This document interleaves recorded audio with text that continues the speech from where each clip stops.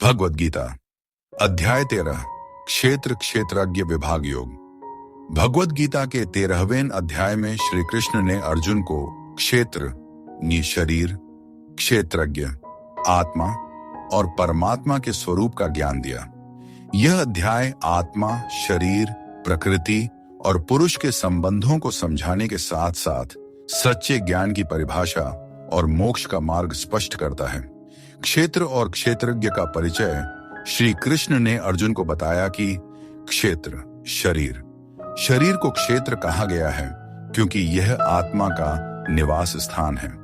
यह पंच महाभूतों पृथ्वी, जल, अग्नि, वायु और आकाश, मन, बुद्धि, अहंकार और इंद्रियों से मिलकर बना है। यह शरीर नश्वर है और मृत्यु के साथ नष्ट हो जाता है। क्षेत्रज्ञ आत्मा, शरीर के भीतर स्थित आत्मा को क्षेत्रज्ञ कहा गया है। आत्मा शरीर का साक्षी है और शरीर से अलग है। आत्मा अविनाशी, अचल और अमर है। यह न जन्म लेती है न मृत्यु को प्राप्त होती है।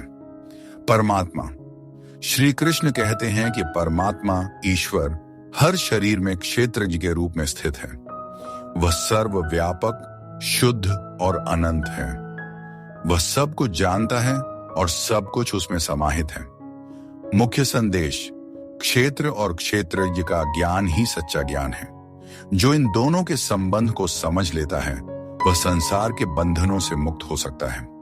क्षेत्र का स्वरूप, श्री कृष्ण ने क्षेत्र शरीर को विस्तार से परिभाषित किया। उन्होंने बताया कि यह शरीर विभिन्न तत्वों और गुणों से बना है। पंच महाभूत पृथ्वी, जल, अग्नि, वायु, आकाश, मन, बुद्धि और अहंकार, 5 ज्ञानेंद्रियाएं श्रवण, दृष्टि, गंध, स्वाद और स्पर्श, 5 कर्मेंद्रियां हाथ, पैर, मुख, गुदा और जनेंद्रिय, चेतना, सुख, दुख, इच्छा और राग, द्वेष। शरीर आत्मा को अपने कर्मों का अनुभव कराने का माध्यम है। यह शरीर प्रकृति द्वारा निर्मित होता है और इसमें परिवर्तनशीलता होती है। ज्ञान की परिभाषा और गुण, श्री कृष्ण ने सच्चे ज्ञान की व्याख्या की। उन्होंने कहा कि ज्ञान केवल किताबों में नहीं है, बल्कि वह दृष्टिकोण और गुण है जो आत्मा और परमात्मा को समझने में सहायक होते हैं।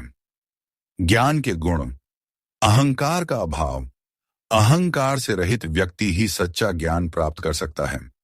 नम्रता और सहनशीलता, दूसरों का सम्मान करना और सुख दुख को समान रूप से स्वीकार करना। गुरु सेवा, गुरु के प्रति श्रद्धा और उनकी सेवा करना। आत्म संयम, अपनी इंद्रियों पर नियंत्रण रखना। संसार का त्याग, भौतिक सुखों और मोह माया को त्यागना।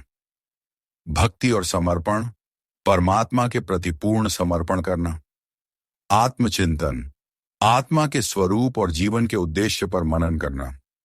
दुख का चिंतन, संसार के सुख दुख को क्षण भंगुर मानते हुए जीवन के सच्चे अर्थ को समझना। प्रकृति और पुरुष का भेद, प्रकृति यह भौतिक संसार का आधार है। यह जड़, निष्क्रिय है और शरीर सहित सभी भौतिक वस्तुओं को उत्पन्न करती है। प्रकृति में जन्म, वृद्धि और विनाश का चक्र चलता रहता है। पुरुष आत्मा, यह चेतन और अमर है। आत्मा शरीर और प्रकृति से अलग है। आत्मा साक्षी है जो केवल अनुभव करती है लेकिन कार्य नहीं करती। परमात्मा का महत्व, श्री कृष्ण बताते हैं कि परमात्मा प्रकृति और पुरुष दोनों में व्याप्त है। परमात्मा ही सृष्टि का स्रोत है और वह इन दोनों का संचालन करता है। जीवन और मोक्ष का मार्ग, श्री कृष्ण ने समझाया कि आत्मा को अपने सच्चे स्वरूप का ज्ञान होना ही मोक्ष का मार्ग है। मृत्यु और जन्म का चक्र, आत्मा अमर है और शरीर के नष्ट होने के बाद दूसरे शरीर में प्रवेश करती है। यह जन्म मृत्यु का चक्र तब तक चलता रहता है जब तक आत्मा सच्चा ज्ञान और मुक्ति प्राप्त नहीं कर लेती। मुक्ति का मार्ग, सच्चा ज्ञान प्राप्त करना, मोह, राग, द्वेष और अहंकार का त्याग, परमात्मा के प्रति पूर्ण समर्पण और भक्ति, जीवन में संतुलन और आत्म संयम रखना। परमात्मा का स्वरूप, श्री कृष्ण ने परमात्मा के स्वरूप की व्याख्या करते हुए कहा, परमात्मा अनंत, शुद्ध और सर्वव्यापी है। वह सभी जीवों के भीतर आत्मा के रूप में स्थित है। परमात्मा हर चीज का साक्षी है और सृष्टि का आधार है। वह बिना किसी भेदभाव के हर प्राणी में समान रूप से मौजूद है। अध्याय का मुख्य संदेश: शरीर नश्वर है, लेकिन आत्मा शाश्वत और अमर है। आत्मा और परमात्मा के बीच संबंध को समझना ही सच्चा ज्ञान है। परमात्मा हर प्राणी में स्थित है और उसे जानने से ही मोक्ष की प्राप्ति होती है। सच्चे ज्ञान, भक्ति और आत्म संयम से ही जन्म मृत्यु के चक्र से मुक्ति संभव है। यह अध्याय व्यक्ति को आत्मा, परमात्मा और प्रकृति के गूढ़ रहस्यों को समझने के लिए प्रेरित करता है और सिखाता है कि जीवन का उद्देश्य आत्मज्ञान और मोक्ष प्राप्त करना है।